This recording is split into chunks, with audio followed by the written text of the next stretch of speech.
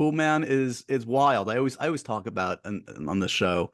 I want to see wild swings. I want to see people go for it, and you went for it in this. And I the people that love this are really gonna fucking dig it. So I hope you're feeling good about it. I appreciate it. It's been a wild year, man. I'll tell you what, it's having done it for so long now and been around it for so long with my dad and whatnot. There's like you get inured really fast to criticism as an actor. It's like it's just a part of the game, right? But there's a Right. lot of stuff to hide behind. There's the director and there's the writer and it's the release pattern. It's the and as an actor, you come on set and you do your dance and then you go off, and by the time the film comes out, you've done X amount of other projects. So I think the closest thing I would imagine this is like co-writing and directing and starring in something is what, like, I guess a stand-up comedian must feel like, kind of standing on stage and feeling utterly naked. So Yeah. the it's been a real come to Jesus moment for me in terms of um, um, seeing how resilient I am. I'm certainly, like, when the film came out and Toronto just got fucking panned, it Yeah. was like, uh, I guess I wasn't totally surprised.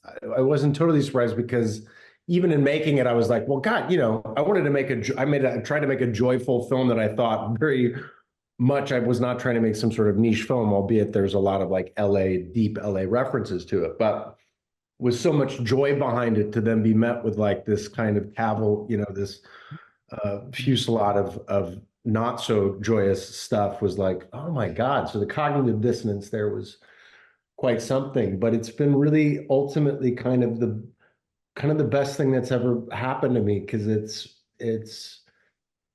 it's forced me to like double down on joy and really double down on what it is I love most about my job, which you kind of forget as an actor sometimes, which is fundamentally it's about play, right? Like, Right. you do is essentially like become children for hours a day and make believe. And there's a spirit in the word that I've been thinking about is impish. There's like an impish quality to it that I don't ever want to lose. And so that's kind of my 5 minute answer to the No, the no. process of the art of having made it. Well, I will say, like, by the way, I was at Toronto. It was such a weird experience, I'm Yeah. sure. Sorry, I dude. I wasn't no, even there. I was I I know. was I was on a plane flight, or I couldn't have gone anyway, I guess, because of the Yeah, the strike. strike. Well, that's what I was gonna say. What a weird circumstance for a premiere where I got to go to your premiere and you didn't. And Yeah. yeah, look, I mean, I think it sounds like you've kind of like reconciled sort of like the importance which you knew in your heart of hearts and any actor does, which is like you didn't make this for the box office or the critics. You made it because you felt passionate about it and it connected with you and you had something to say. And it's easy to say like that's all that matters, but there's also the reality of like seeing the stone cold like review come in and be like, oh, that you're human. Oh my God. Yeah. The I've been talking about it to my therapist. Like, I think in my mind, I have this vision of it, like some sort of artist samurai, that's like able to, Right.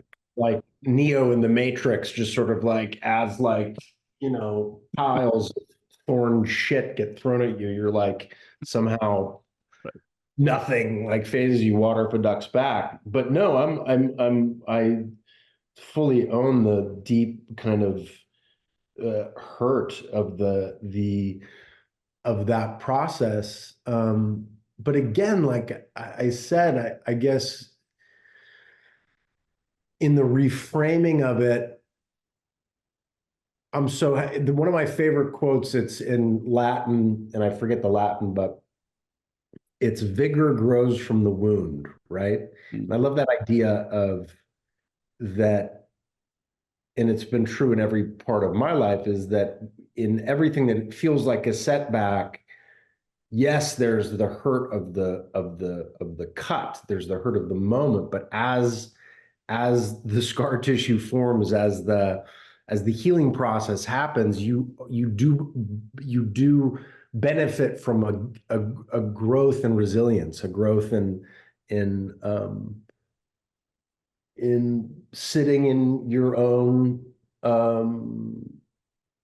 sitting in your being of what you're trying to say, and are you going to be taken off course by people that don't understand or whatever. So that, but it's been a wild process. Like I watched my film, I've seen it so much now, and every time, uh, like after the reviews in Toronto, I was like, maybe I did make just a pile of shit. So I went back and I watched it, and I was like, I fucking love this film.